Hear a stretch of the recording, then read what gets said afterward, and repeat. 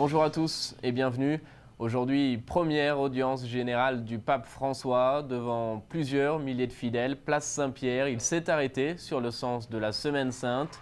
Souvent, dit-il, nous nous contentons de quelques prières, d'une messe dominicale, de quelques gestes de charité, mais nous n'avons pas le courage de sortir pour apporter le Christ. La Semaine Sainte, poursuit-il, est un temps de grâce que le Seigneur nous donne pour ouvrir les portes de notre cœur et de notre vie, pour aller à la rencontre des autres, porter la lumière et la joie de notre foi.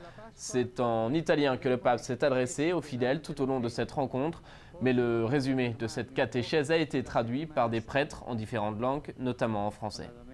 Vivre la Semaine Sainte, c'est apprendre à sortir de nous-mêmes pour aller surtout vers ceux qui ont besoin de compréhension, de consolation, d'aide.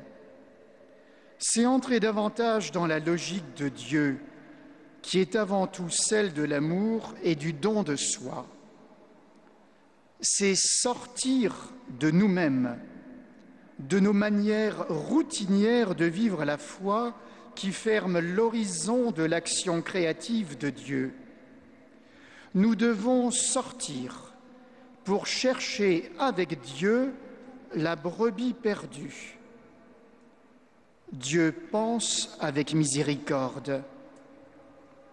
La Semaine Sainte est un temps de grâce que le Seigneur nous donne pour ouvrir les portes de nos cœurs, de nos vies, de nos paroisses, de nos mouvements, de nos associations, et sortir vers les autres pour leur apporter la lumière et la joie de notre foi.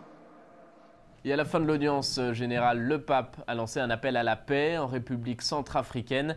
Il a souhaité une solution politique rapide et la fin immédiate des violences et des pillages en Centrafrique, assurant par ailleurs ses prières à tous ceux qui souffrent, en particulier familles et blessés.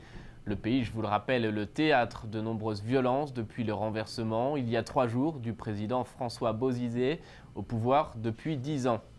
À Cuba, le cardinal Ortega, archevêque de la Havane, a révélé le contenu des propos du cardinal Bergoglio durant les congrégations générales précédant le conclave. Une intervention qui reflétait la vision personnelle que portait le cardinal Bergoglio sur l'Église.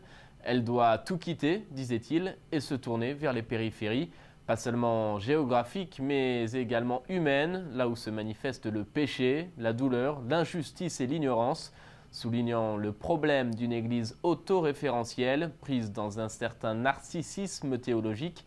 Il appelait à des changements capables de transformer l'Église mondaine, qui vit en elle-même, d'elle-même et pour elle-même, en une Église évangélisatrice. Voilà, ce sont les mots du cardinal Bergoglio, devenu pape François. Pour finir, sachez que le Triduum pascal commence demain avec la messe de la Scène du Seigneur que le pape célébrera à Rome dans une prison pour mineurs. Pendant toute cette période, la messe de l'oratoire ne sera pas diffusée. En revanche, jeudi saint, nous diffuserons la messe de la Scène depuis l'oratoire en direct à 19h30. Le chemin de croix du vendredi saint au Colisée sera retransmis quant à lui sur nos ondes à 18h. Samedi, la vigile pascale sera retransmise à 15h30 en direct depuis la basilique Saint-Pierre. Enfin, dimanche, messe de Pâques et bénédiction Oubliette Orbi retransmise en direct depuis Rome à 4h15. Et vous pouvez évidemment consulter la programmation des célébrations sur notre site internet. Après cette émission, entretien du Père Rosica avec Monseigneur Christian Lépine, archevêque de Montréal. Il évoquera son cheminement personnel, son expérience à Rome et les projets de nouvelle évangélisation à Montréal. Et à 20h, ce sera la dernière diffusion des sessions Yucat de Monseigneur Lépine et Monseigneur Thomas Daoud, évêque auxiliaire de Montréal. Elle portera sur la résurrection du Christ. Voilà, c'est la fin de cette édition. Je vous souhaite à toutes et à tous une excellente soirée et à très bientôt.